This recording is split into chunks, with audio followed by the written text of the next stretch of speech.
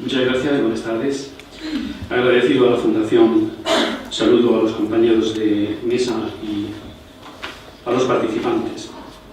Yo voy a hablar desde el punto de vista cristiano-católico y comienzo diciendo que las religiones, como sistemas globales de sentido, proporcionan a las personas y a las comunidades humanas depósitos axiológicos desde los cuales se valoran los diferentes elementos y aspectos de la realidad en sus diversas dimensiones: cósmica, natural, histórica, cultural, humana, en definitiva. Uno de los más importantes elementos que las religiones ayudan a perfilar y estabilizar es justamente el valor y la dignidad que se atribuye al ser humano. Las creencias de las diversas religiones no coinciden en sus aspectos categoriales y simbólicos, pero acogidos con la conveniente hermenéutica, proporcionan elementos que contribuyen a estabilizar el alto valor y dignidad de los seres humanos. El estatuto axiológico de la persona en el cristianismo se inserta en el marco de las fuentes fundacionales, revelación y tradición, así como en la recepción de dichas fuentes en la comunidad a lo largo de su historia, en cuyo proceso se han producido avances y retrocesos, aunque lo normal es el progreso hacia un mejor afinamiento ético y una consideración más estable y firme del estatuto valorativo axiológico del ser humano como persona. Es decir, una valoración progresivamente más alta que fortalece la exigencia de respeto a la dignidad de todo ser humano. En el cristianismo es preciso partir de la representación de la divinidad, del concepto de creación y del de encarnación de Dios, que son claves para el tema que nos ocupa. En el relato de Génesis 2.3, el Dios alfarero insufla su espíritu en el hombre. El ser humano es criatura de Dios, portador de un aliento de divinidad. La imagen simbólico-mítica de un Dios que moldea la corporalidad humana induce la idea del valor que dicha corporalidad ostenta. El hombre es asignado Adán, que significa el procedente de la Adamá, la tierra rojiza, reseca, bajo el sol, o si se quiere, estepa, desierto. El equivalente acadio de Adamá es Zerum, que se ha conservado en el árabe como As-Sahara, es decir, desierto. El Adam, voy a procurarlo, me han dado 20 minutos y es muy difícil en 20 minutos sintetizar lo que quiero decir, pero me comeré algunas partes. Perdonen. El Adán en soledad, no cuentan al caso los animales, es un ser aislado, fisiológica y psicológicamente incompleto. El intervalo entre la creación del Adán y el surgimiento de Eva es una ficción literaria que muestra la soledad del Adán, que pone nombre a los animales sin encontrar su completud. El simbolismo de la costilla indica que Eva es del propio hueso y carne de Adán. Shelah, en hebreo, puede significar costilla y vida, en su conexión con el sumerio chi. Eva es de la misma vida del Adán, es el Adán, igual en dignidad y en condición humana, y el ser más cercano a su corazón como núcleo personal en las culturas semíticas. La enseñanza religioso-moral del símbolo es que el Adán no está completo sin la mujer. Junto a la defensa de la dignidad de la mujer, postergada en culturas patriarcales, se quieren limitar las prácticas del dominio indiscriminado a voluntad del varón, y hay una fuerte polémica del yavismo premosaico y mosaico frente a prácticas de pueblos circunvecinos de las que ahora no es cuestión. La creación en el capítulo 1 del Génesis, el heptámeron de los 7 días, ubica la creación de los animales terrestres y el hombre en el 6º día. La creación del hombre rompe la continuidad del relato. Dios dirige su palabra no hacia afuera, sino que dialoga consigo mismo. Hará al hombre a su imagen, decidiendo así su primacía. La creación de los animales ocupa 2 versículos, la del ser humano ocupa 6, y el verbo bará, hebreo, que significa crear y es propio de Dios, aparece 3 veces en un solo versículo, el número 27. Este Adán, que tanto ha dado que hablar, está en singular colectivo, nunca se usa en plural, aun cuando todos los pronombres atribuidos a él están en plural. No designa necesariamente a un individuo, sino a la humanidad. Cuando en el versículo 31 de Génesis 2 se dice: «Vio Dios todo cuanto había hecho, y he aquí que estaba muy bien», también se rompe la monotonía de la narración. La última obra no solo es buena, es excelente.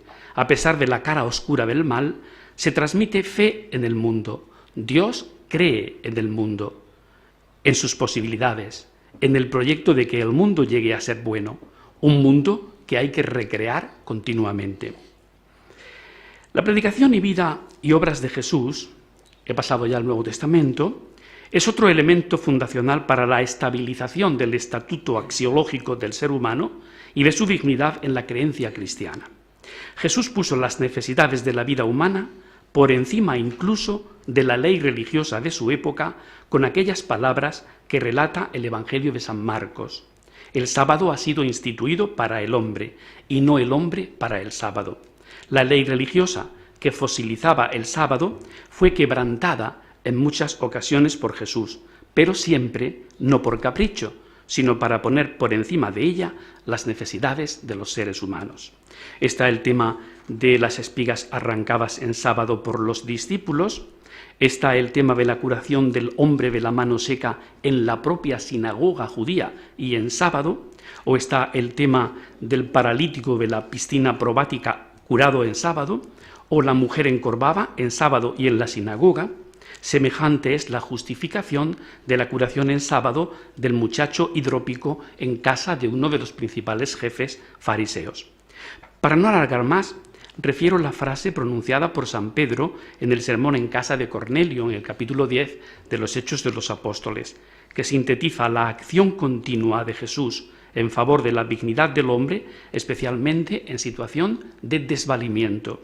Él, decía San Pedro, pasó por el mundo haciendo el bien y curando a todos los oprimidos por el diablo, porque Dios estaba con él, entiéndase, oprimidos por el mal.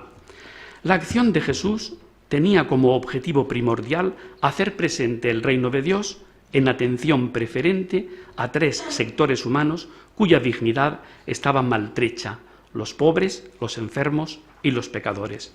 Se puede afirmar que la actitud y actividad de Jesús es constante defensa y promoción de la dignidad humana sin distinción. La base para la acción de Jesús es sencillamente la humanidad, no la religión ni la cultura. En el Nuevo Testamento, Dios es llamado Padre 156 veces. De ellas, 118 en el Evangelio de San Juan. La plena manifestación de Jesús como Padre adquiere su faz más original en la persona de Jesús. Jesús lo llama con el vocablo Abba en San Marcos y lo narra en el momento angustioso de su prendimiento en Getsemaní.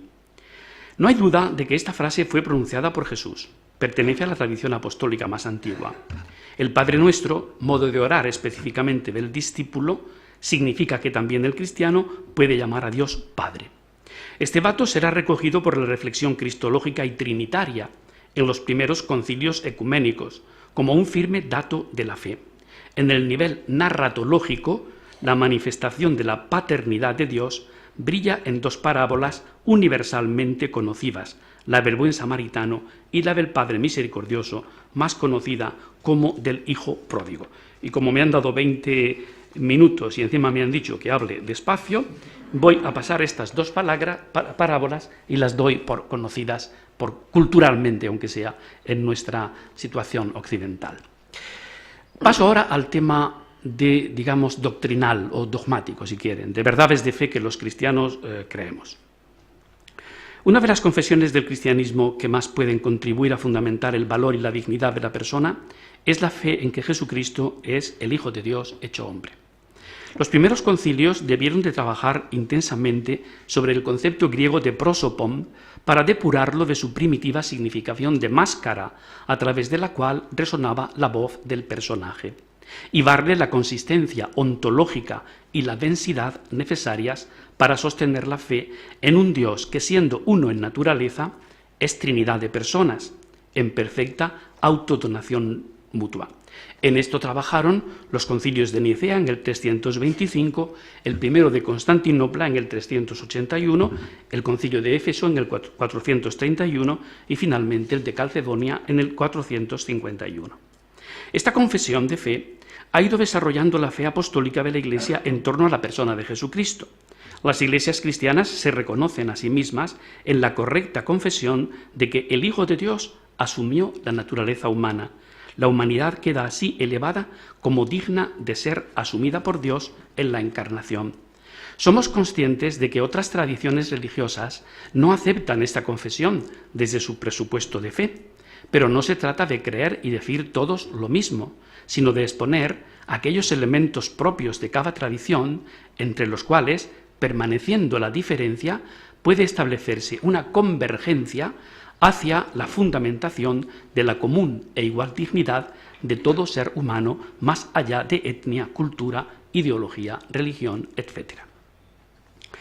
Los padres de la Iglesia antigua han aportado tres ideas importantes: que en las diferentes religiones se hallan semillas de Dios Hijo, que en la encarnación el Hijo de Dios se unió en cierto modo a todo hombre, y tercero, que la imagen según la cual fue creado el hombre es la del Hijo de Dios. El Concilio Vaticano II ya había recibido esta idea de los padres antiguos. El hombre fue creado a imagen del Hijo de Dios que se había de encarnar. La unión del Hijo de Dios, en cierto modo, a todo hombre es también una fuente teológica para potenciar la alta dignidad y valor que ostenta la persona. Este asumir la humanidad sin confusión fortalece la idea de la dignidad y valor del ser humano. La entrega y muerte de Jesús fue en favor de todo hombre, no solo de los cristianos. Así lo creemos nosotros. Todos los hombres, según la fe cristiana, son criaturas e hijos adoptivos del mismo Dios, lo que fundamenta ontológicamente la fraternidad universal. Ningún ser humano está excluido a priori de la salvación y del acceso a Dios, sin que haya que estar visiblemente adherido a Jesucristo, ni dentro de los límites visibles del cristianismo. Esta afirmación es calificada por el Concilio Vaticano II como, en términos técnicos teológicos, un tenendum, debemos sostener, calificación teológica que implica una fuerte obligación de la fe para un católico, cuya contraria sería calificable como errónea in fide, errónea en la fe. La declaración Nostra Aetate, cuyo 50 aniversario hemos celebrado recientemente, el 28 de octubre, contiene una idea importante que potencia la dignidad humana. Todo el género humano tiene un mismo origen en Dios Creador y está llamado a un mismo destino en Dios Salvador, mismo origen y llamada para toda la humanidad. Finalmente, por no extenderme más, la declaración Dignitatis Humanae sobre la libertad religiosa establece dos afirmaciones clave en el Concilio Vaticano II.